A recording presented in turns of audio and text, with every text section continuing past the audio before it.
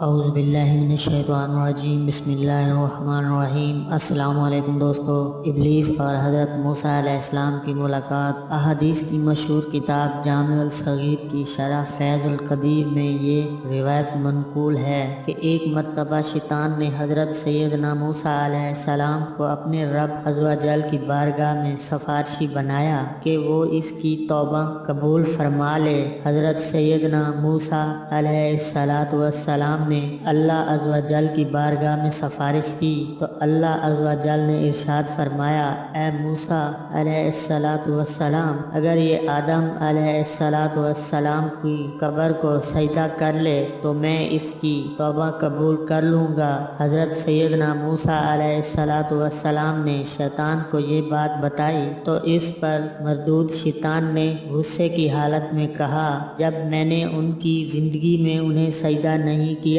تو ان کے وصال کے بعد انہیں سجدہ کیسے کر سکتا ہوں۔ بہرحال آپ علیہ السلام کی سفارش کا مجھ پر حق ہے۔ 3 وقتوں میں مجھے یاد رکھیے گا، میں آپ علیہ السلام کو ان کے معاملے میں ہلاکت میں نہ ڈالوں گا۔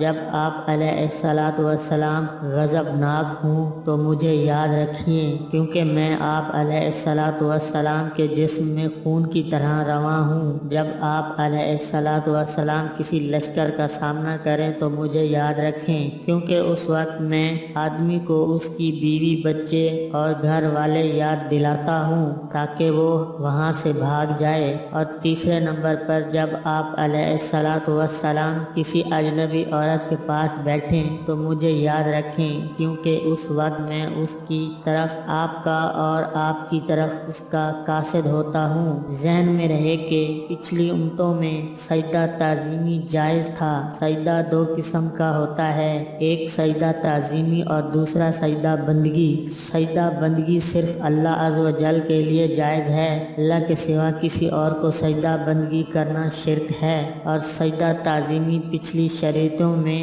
جائز تھا، جیسا کہ حضرت یوسف علیہ السلام کو حضرت یعقوب علیہ السلام، ان کی زوجہ اور ان کے بھائیوں نے سجدہ کیا، لیکن ہماری شریعت میں حرام ہے، جیسے فرشتوں نے حضرت آدم علیہ السلام کو سجدہ کیا تھا۔ یہ بھی سجدہ تعظیمی تھا جو خدا کے حکم سے ملائکہ نے کیا، اور سجدہ تعظیمی پہلی شریعتوں میں جائز تھا، ہماری شریعت میں جائز نہیں۔ اور سجدہ عبادت پہلی شریعتوں میں بھی خدا کے سوا کسی اور کے لیے جائز نہیں تھا۔ یہ بھی ذہن میں رہے کہ قبر کو بھی سجدہ تعظیمی کرنا حرام ہے، گناہ کبیرہ اور جہنم میں لے جانے والا کام ہے، اور اگر عبادت کی نیت ہو تو کفر ہے، بندہ ایمان سے فارغ ہو جائے گا۔ یہ واقعہ پچھلی امتوں کا ہے، اس لیے خدا نے شیطان کو سجدہ تعظیمی کرنے کا حکم دیا۔ نبی اکرم شافی امت صلی اللہ علیہ وآلہ وسلم کا فرمان عالی شان ہے، جب شیطان زمین پر اترا تو اس نے عرض کی، یا رب عز و جل، میرا ایک گھر بنا دیں۔ تو اللہ عز و جل نے ارشاد فرمایا، تیرا گھر حمام ہے۔ اس نے پھر عرض کی، میرے لیے ایک بیٹھک بنا دیں۔ تو اللہ عز و جل نے ارشاد فرمایا، بازار تیری بیٹھک ہے۔ اس نے پھر عرض کی، میرا ایک منادی بنا دیں۔ تو اللہ عز و جل نے ارشاد فرمایا، مزامیر یعنی ڈھول باجے تیرے منادی ہیں۔ اس نے پھر عرض کی، میرے لیے کھانا مقرر کر دیں۔ تو اللہ عز و جل نے ارشاد فرمایا، جس چیز پر میرا نام نہ لیا جائے وہ تیرا کھانا ہے۔ اس نے پھر عرض کی، میرے لیے کوئی قرآن بنا دیں۔ تو اللہ عز و جل نے ارشاد فرمایا، برے اشعار تیرا قرآن ہے۔ اس نے پھر عرض کی، میری حدیث بنا دیں۔ تو اللہ عز و جل نے ارشاد فرمایا، جھوٹ تیری حدیث ہے۔